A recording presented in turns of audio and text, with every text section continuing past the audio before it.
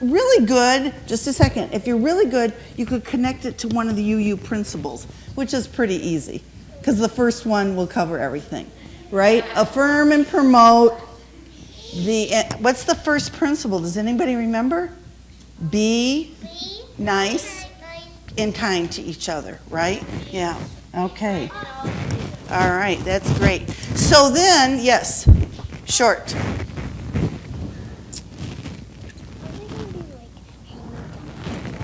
That's up to you. You have creative license, which means if it happens in your mind, it can happen in that box. Okay? So that's pretty cool. And if you're really lucky, you might win a prize, because there's going to be first and second and third prize. But today, I want you to close your eyes for a second. Close your eyes. Close your eyes.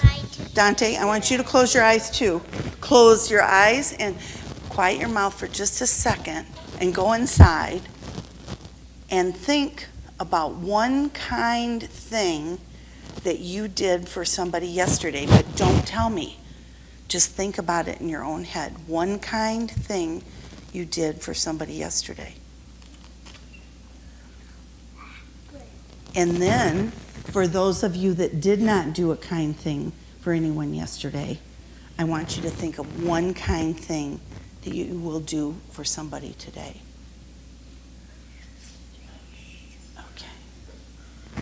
Okay, and when you're ready, open your eyes. And because you all participated in such an amazing way, you get a sticker on your hand, on the back of your hand, okay? And while I'm passing these stickers out, which are not negotiable, you know what that means? You get what you get, so don't throw a fit, right? So, we're going to sing a song today. We're all going to sing it. So, Dante, did you get your sticker yet? No. Okay. Why don't you sing the song with me, everybody, please? When I breathe in, I breathe in peace. When I breathe out, I breathe out love. When I breathe in, I breathe in peace. When I breathe out, I breathe out love.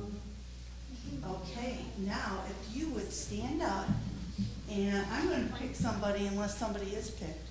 No? To carry the chalice. You carry this. And we're going to practice singing that song again. Because look at all those people. You want to do that? Look at all the adults out there. You know when they have to sing that song? Every day when they get in their cars. So we're going to practice it again while we sing and follow the chalice all the way out. Okay? When I breathe in, I breathe in peace. When I breathe out, I breathe out love. When I breathe in, I breathe in peace. When I breathe out, I breathe out love. When I breathe in, I breathe in peace. When I breathe out, I breathe out love.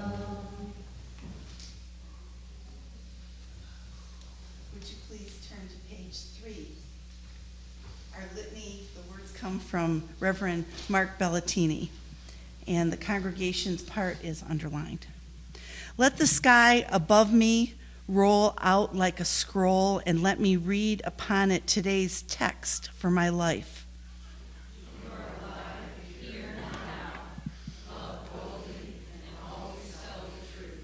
Let the wind arrange the naked branches of maples and aspens and oaks into letters which proclaim this sacred text.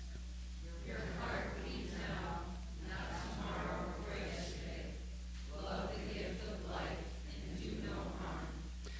Let the eyes and the hands and the faces of all men and women and children with whom I share this earth be chapter and verse in this great scriptured text.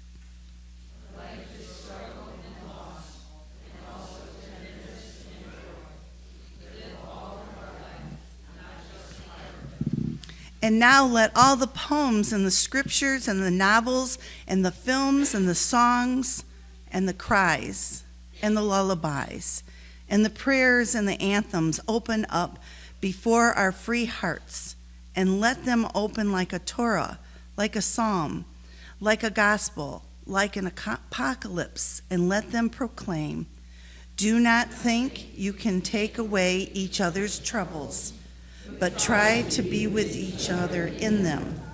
Remember that we are a part, not all, great, but not far the greatest, small, precious, brief breaths in the great whirlwind of creation. As we take our morning offering, I would like to invite you, if you are a first-time visitor, to be our guest. And you all that are members, many of you send in your pledges. All the contributions that are given help to support this liberal congregation in its social action and the work that it does within the community.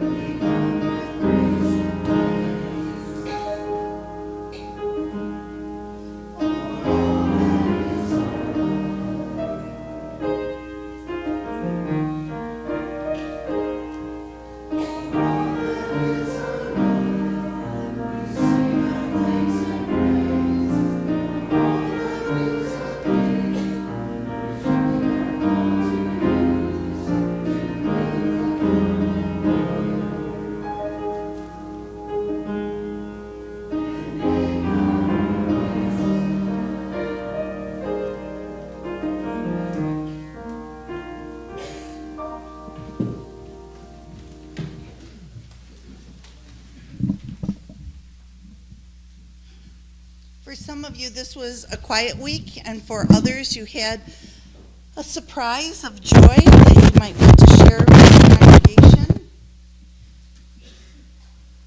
There may have been a sorrow or something of concern that you would like to bring the congregation's attention to. I invite you to either stand where you are or come up front and introduce yourself and tell us what's on your mind, Marie and Claire. Claire needs to go downstairs. We're in a hurry.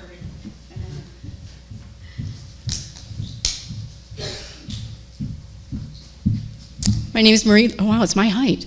My name is Marie Laurie. I'm on the Social Justice Committee. My first joy today is that I'm not asking you for money, so that one's for you. I have two more, though. I have reports on the money you have donated. Freedom House, as most of you have probably heard, did receive their HUD funding again for this year.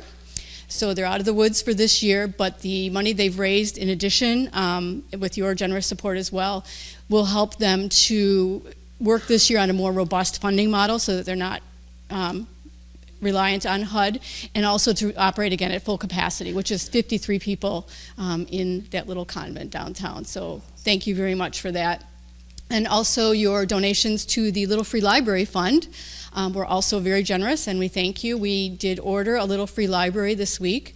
It will be placed at the Our Lady of Guadalupe Community Center in Southwest Detroit. We will be asking you to donate books now, especially anything you might have in Spanish or children's books. Used books are great. We'll put a bin downstairs, but again, thank you. They're very excited about having that in their community. So my announcement is, hello, my name is Claire Loy. I am working with the RE, and we are doing a fundraiser to collect money and books for the Little Free Library. On April 14th, which is a Friday, from 6 to 8, we are having a readathon. The RE kids will have sponsor sheets, and so please sponsor them to support our little library. If you need more information, just come see me or my mom downstairs at coffee hour. Thank you.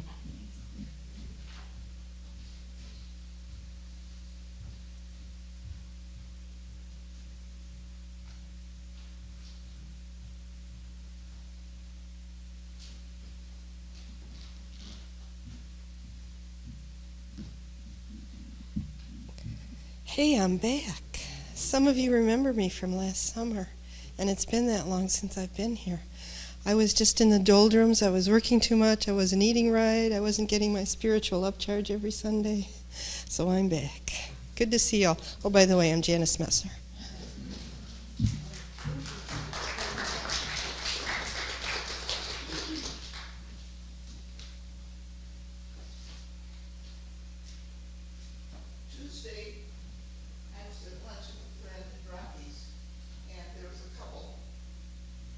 Ladies sitting near us, and when they got up to leave, one lady was Gibby Oliver. Now, I don't know how many of you remember her, but it was so wonderful to see her.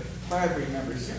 She was a long-time member. It was just wonderful to see an old friend that I hadn't seen in a long time. She used to sing in our choir, too. She had a wonderful voice. Thanks, Brother. And this candle with one another during coffee hour or meetings during the week, or conversations that you have via text and email and maybe even Twitter. This congregation continues to be there for each other in different ways. We are all very lucky to have the capacity of choice and free will. And so that means some people are watching us online. So we give a shout out to them.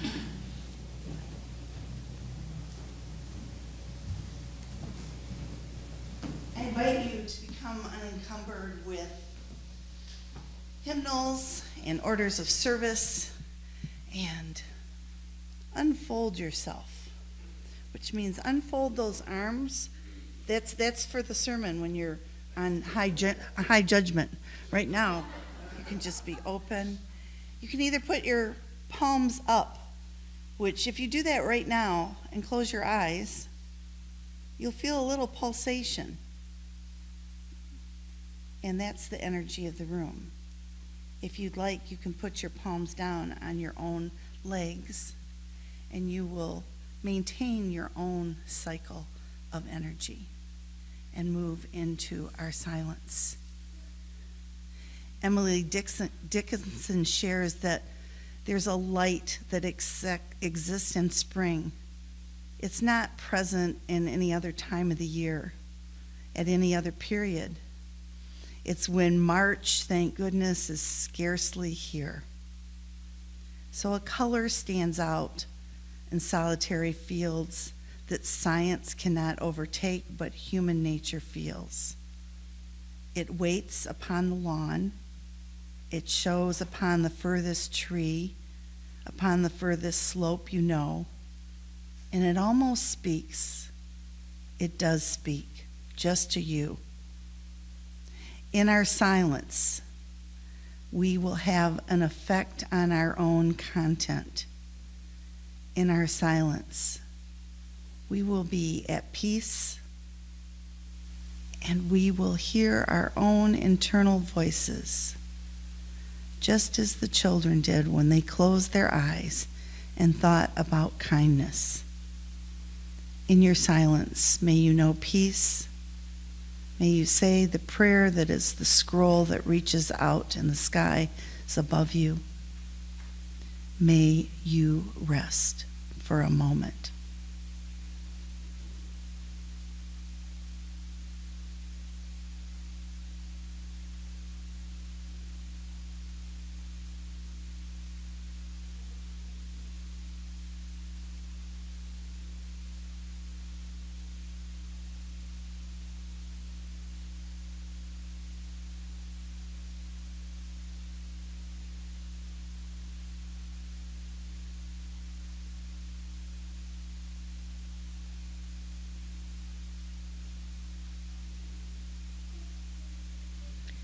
Brother, sister, take your time, go slowly. Listen deep inside yourself. Simple things are holy. Brother, sister, take your time, go slowly. Listen deep inside yourself. Simple things are holy. Brother, sister, take your time, go slowly. Listen deep inside yourself. Simple things are holy.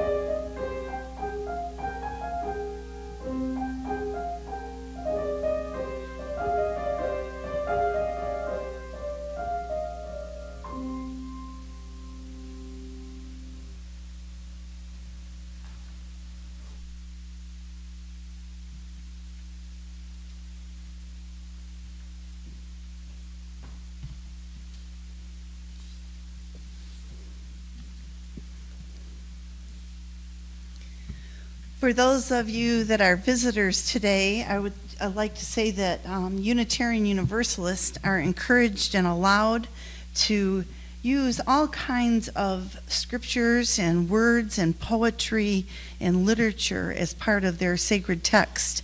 Just as in our litany today, mentioned so many different sacred texts.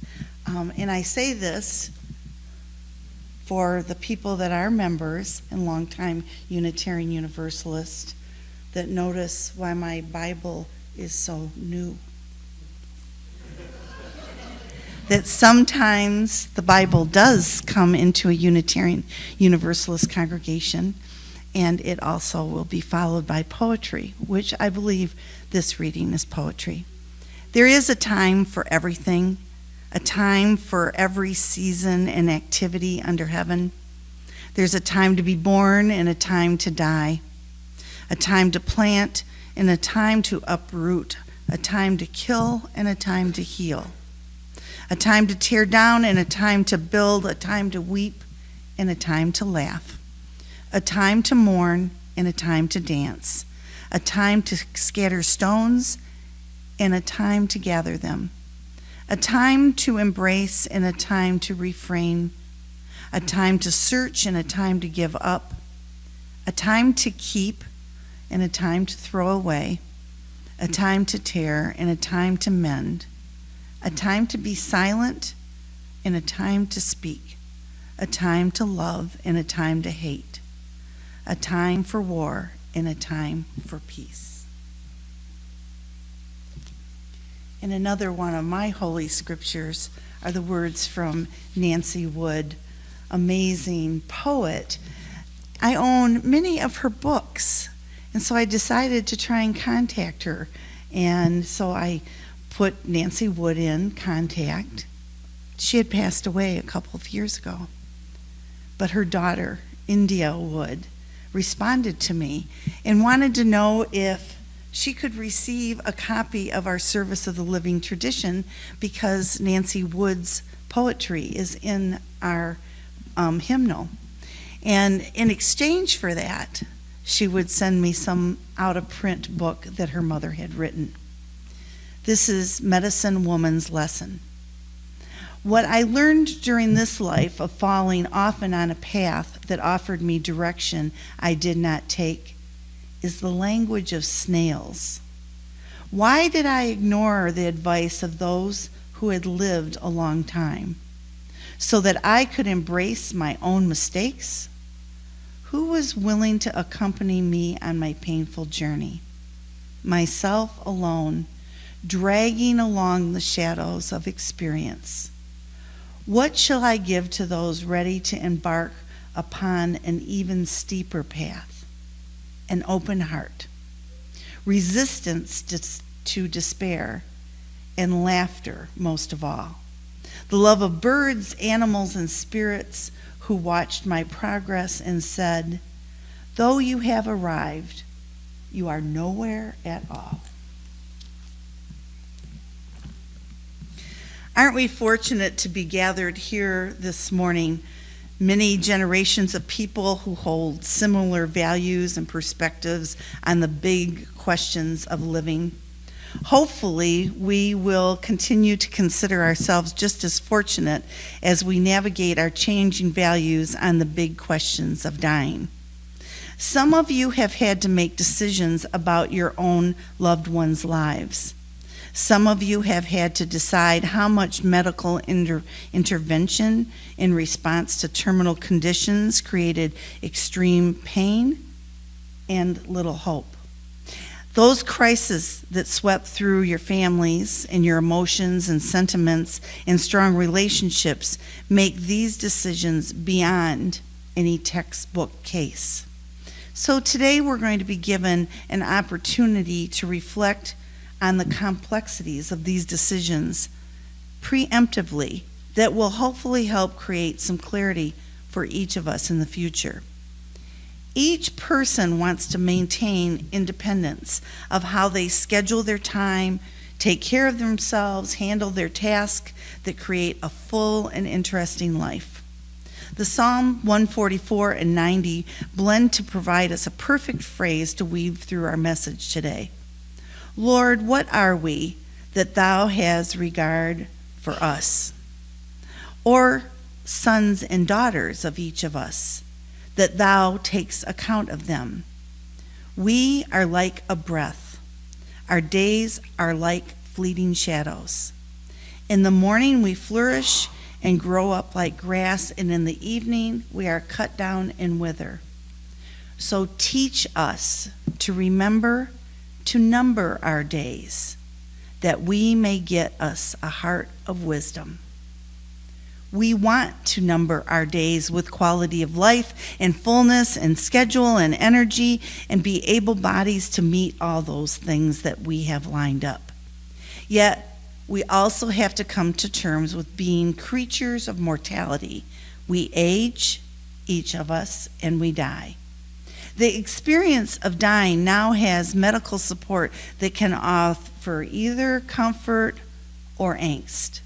Some of you have spent time with people battling terminal illness whose choice of medical care has been unsuccessful and robbed them from what matters most in their lives. These decisions are never easy. There are no guarantees for successful results using recommended treatments. And aren't we grateful for those instances when a clean bill of health promises years of activity as a reward?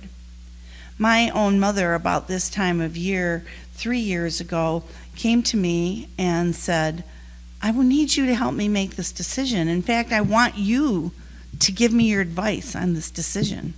She had stage 4 lung cancer after 62 years of smoking, and you probably heard the joke that goes with this. She said it wasn't from the smoking, it was from yelling at my father. She came to me because she was on the verge of making a decision about whether she should take chemo and radiation, and I said, I couldn't make that decision for her. She said, well, don't you want your mother around for a long time?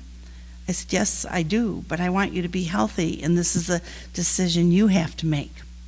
So as an only child, she didn't get what she needed from me, so she went to the neighbor behind her, asked the same question, and he was brave enough to give her an answer. She went on for 18 months, going through the chemo and the radiation. It was a miserable 18 months. And the results were the end and her demise, and no more yelling at my father. And me wondering if I should have pushed a little harder in one direction or the next. Atal Gawande, who is a surgeon and professor and author of Being Mortal, notes that this subject of living and dying and how the medical field can help us with everything now, raises the specter of a society readying itself to sacrifice its sick and its aged. But what if the sick and aged are already being sacrificed as victims of our refusal to accept that there is an end to our life cycle? There have been many shifts in both perception and statistics that affect our view of aging and caring for the aging. Some of you experienced firsthand multi-generational households while growing up. In some cultures and households, this is still the norm. My Italian great-grandmother lived with my grandparents. All 3 of them spoke little English, but she lived with them until the day she died. No one in the household worked, but they made it work somehow. My grandparents then moved into a small apartment, and my grandfather died, and then Grandma Bugleisi, or what my children would call her grandma with the one tooth, moved in with my parents. Similar to other cultural examples from all around the world, each generation took care of the previous generation. Their large families came and went daily to assist in chores and food preparation. And then there were also arguments over food and land and how late somebody slept and money that took place in those large family systems. It was not a perfect system, but there were conditions that allowed for people to live at home until the end of their life rather than in a nursing facility. Life expectancy has increased, and the age gap between children reaching adulthood and their parents worrying about their aging parents has changed as well. Psychologically, both parents and children practiced what social scientists call intimacy at a distance, as financial means and options took family members to other states. So what that means is sometimes you create intimacy, and the only way you can create it is by crossing a state border. But even in China and Japan and Korea, the percentage of elderly living alone has risen rapidly. So choices and desires of elderly parents maintaining their independence has greatly changed in the past 50 years. So what happens when illness or other infirmities enter into our scenarios? The pattern that moves us toward death also has changed. 50 years ago, a diagnosis of cancer or fatal heart attack or lung disease such as COPD and emphysema would bring individuals to a quick and untreated death. And so you would see this happen. The crisis would happen and the death would occur. Now we live in times that have medicine, public health, social workers, and often financial ability to offer aging population responses to most of their needs. So the pattern of dying has its peaks and its valleys, with treatments, partial cures, plateaus of recovery, and then another crisis, more treatment, partial cures, plateaus of health and vitality, and then repeat again. Even though a cause of death may be written down, the real culprit, Gawande states, is just the accumulating crumbling of one's bodily systems while medicine carries out its maintenance measures. So the curve of life at this point becomes a long and slow fade, made possible by amazing medical treatments available to most of us. For most of the human existence up until the last 100 years, human lifespans were 30 years or less. The natural course of life that was to die before old age. Montaigne wrote and observed in the late 16th century that to die of old age is rare, and it's singular, extraordinary death, and so much less natural than others. It is the last and extremest kind of dying. Now, with an average lifespan climbing past 80 years, we might be looking at not a natural process, but an unnatural one due to the degree of medical, pharmaceutical treatments and other treatments that are available to us. Leonard Graville, a researcher at the University of Chicago, argues that human beings fail the way all complex systems fail, randomly and then gradually. As engineers have long recognized, simple devices typically do not age. They function reliably until a critical component fails, and then the whole thing dies in an instant. A wind-up toy, for example, works smoothly until a gear rusts or a spring breaks, and then it doesn't work at all. But complex systems, power plants, for example, have to survive and function despite having thousands of critical, potentially fragile components. Engineers, therefore, design these machines with multiple layers of redundancy, with backup systems for the backup systems, and then the backups may not be as efficient as the first line components. So they allow the machine to keep going even as the damage accumulates. He argues that with these parameters established by our own genes, that's exactly how human beings appear to work. But as the defects accumulate in our systems, a time will come that the impairment of the whole system of our bodies will stop. There are many stages that can occur over the years, even decades, before we wear down until there are no repairs for the wearing down and we stop. So, this topic is one that I can tell by the tone in the room.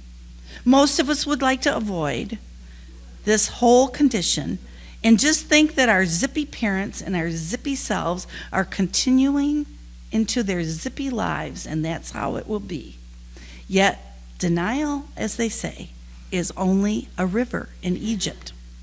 And it will not help us to be ready for the reality of meeting the power and the promise of an industry that we rely on to improve and extend our health to keep us going. That is the goal and the promise.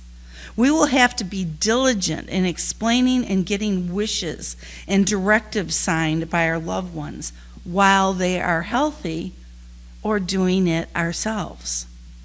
Our form for our will has been dusted off many times over the last year as it sits on a dresser in the bedroom, not seen by any lawyer yet. You might be in that situation. This is a reminder to get moving.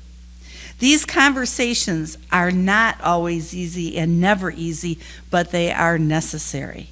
I am fortunate that my mother had these conversations with me 10 years ago when I said, "Oh, everything's fine. I don't want to talk about that. That's too depressing." And she pushed and pushed and made sure everything was in order. These conversations are referred to as breakpoint discussions by Swedish doctors. Breakpoint discussions are a series of conversations to sort out when one needs to switch from fighting for time to fighting for other things that people value. Being with family, traveling, enjoying chocolate ice cream. You may be the one who will have to create durable powers of attorney. You may be the one that will have to know where the do not resuscitate orders are. I spoke to a friend of mine who lost her husband 2 weeks ago, and she was telling me the story of the evening that he passed away. And he was definitely gone in his sleep. He had died. But because she called the police, they had to bring with them somebody that would at least attempt to resuscitate him. Her paperwork was filed very efficiently, but it was not on the top of the refrigerator, and she could not find it in time. So for 45 minutes, they worked on someone, knowing that that's what they had to do legally, but not morally.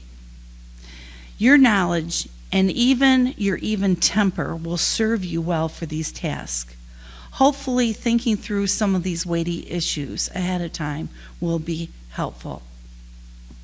It will be also helpful for us to weigh out all the options when asked whether our loved one should get a flu shot or a pneumonia vaccine, to check to make sure antidepressant doses will keep our loved one alert yet not filled with too much anxiety, to consult social workers, speech, physical, and occupational therapists to maintain functions of walking, swallowing, and safety in the physical space that our loved ones live, whether with us or in assisted living facilities. I read that quickly.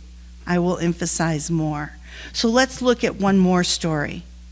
And everyone does have a story.